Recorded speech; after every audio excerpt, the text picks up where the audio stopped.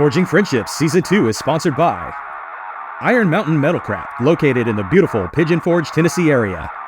Go forge a memory with Forged in Fire fan favorite Robbie Bowman.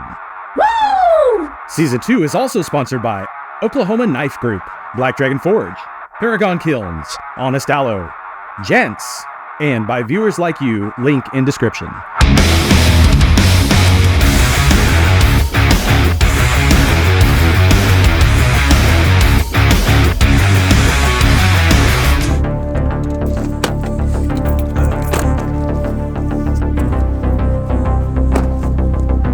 So among my many things, one of them is a Red Cross volunteer for disaster response.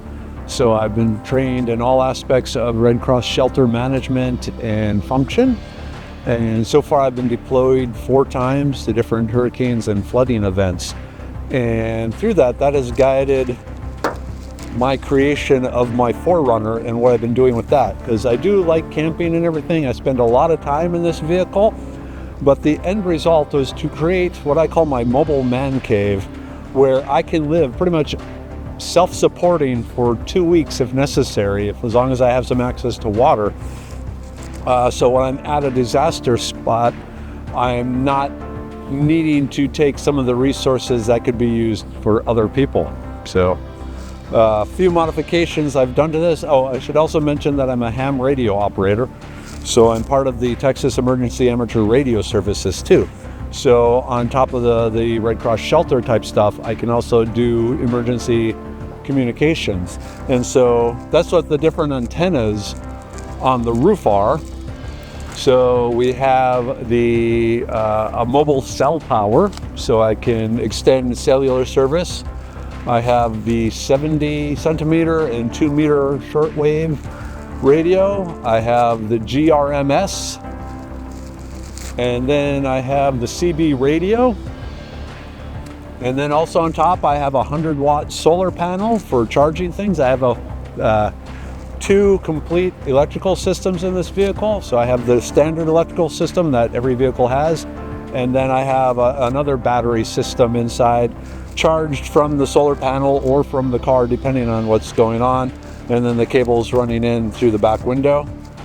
Also on the sides, I have an awning that can come out, so I can create a shaded area for myself or workers or whoever at the situation, whether I'm camping or at a disaster response. And then on the other side, now this opens up into a shower room. So people can clean themselves off, and I actually have an 8-gallon water tank that I can put on top too if we need to decontaminate people or somehow, change what's going on, rinse them off, clean them off, or even just, if they've come through the swamp or rescued from the roof of a house and are covered in, whatever, they can clean themselves off on the side of my vehicle while still being, private. Another little thing I've added is an electrical port. And so we call this a shore power. And so this means I can plug in a power cord and then use that to run my refrigerator instead of the battery system, or charge the battery, or otherwise access electrical equipment inside my vehicle. This box is just a 12-volt transformer.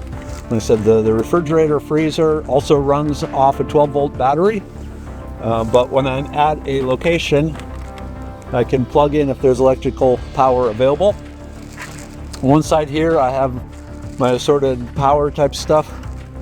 So I have a control panel for the battery. It's a little hard to see back here, but the auxiliary battery back here, the radios, the refrigerator, emergency lighting, all that sort of stuff. I have another transformer, so I can run 110 AC volt items off the battery here, and then a charging station. I can charge up people's cell phones and electronic devices, and I keep this little cardboard piece over that because when I'm sleeping in that vehicle, that red light actually bothers me and wakes me up. Shovel, machete on this side.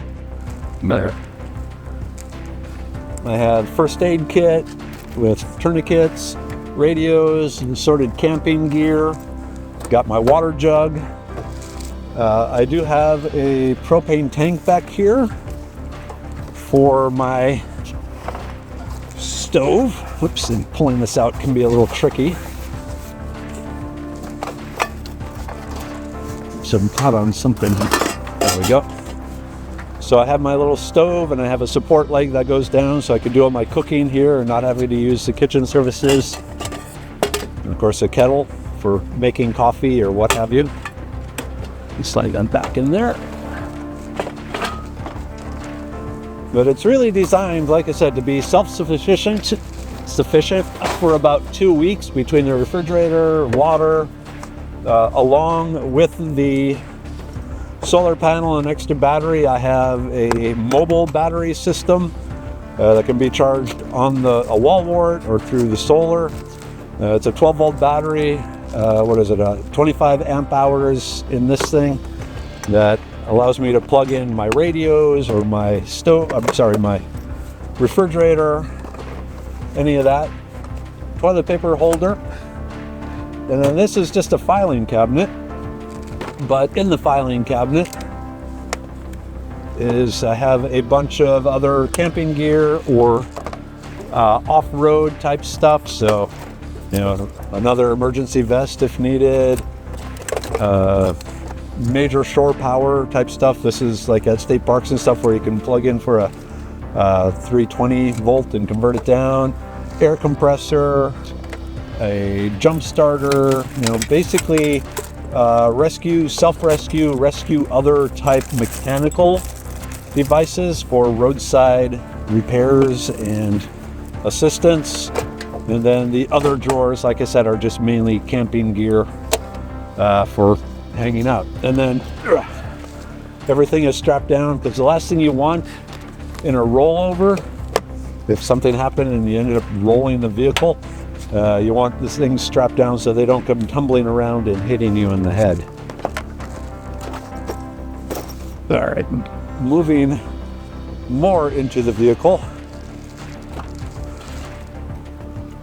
So, a small drone in case I have to do some sort of aerial reconnaissance. Rechargeable fan, because when you're camping and it's hot, it's always nice to have. I'm sorry, I don't have my reading glasses on, so I can't see the on button. Oh, there we go. Oh, I guess I need to charge it up. But it has a light and a fan for helping me stay cool. A window shade to keep the sun off me.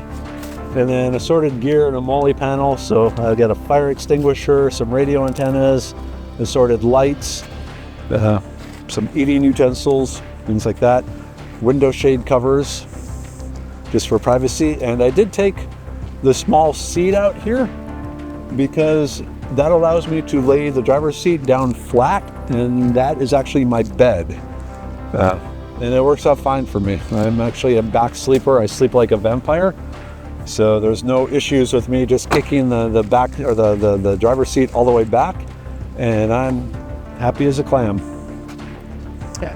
Inside is mainly my communications up front. So I do have the ham radio, the CB radio, the GMRS radio.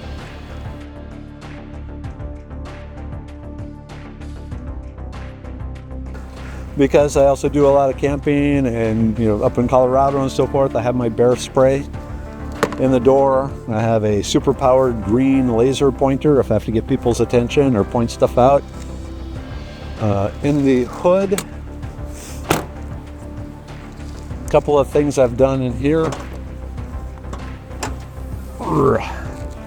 So, especially if I'm parked at location for a while, mice getting in and chewing the wires of vehicles is a big problem. So I have an ultrasonic mouse driver awayer. I also added up front here a little USB plug so I can charge things from my vehicle when it's parked here without having to go inside. I can just set my cell phone or whatever here, but that's covered with a little protective sheet.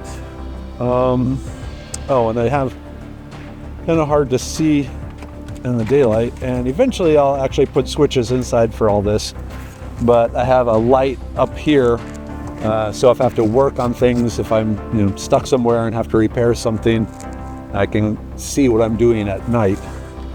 But for now, I just have to move fuses around to do that. But yeah, the goal is to have a vehicle that not only is good for camping, but also good for disaster response for the Red Cross, because that's something that's important to me. Every year, they say it's going to be the bad hurricane season, and maybe it will be, maybe it won't be, but I'm ready to go. So it can be called up in very short notice. Later on, if I ever retire, one of the things that a number of retirees do is you can be put on the list, on the Red Cross list, and wherever there's a disaster, whether it be wildfires up in South Dakota, a blizzard in New York, a hurricane in Florida or Texas, they will send you to those places, and you drive your vehicle there and help take care of things. The last hurricane I was in out in Louisiana, we had people from all over the nation drive down as volunteers to help work with the stuff, and it seemed like a really neat lifestyle. So yeah, it's my baby, my mobile man cave, my rescue vehicle. I usually put about 500 to 600 miles a week on it teaching, so I spend a lot of time in her, so I have it built for my specifications.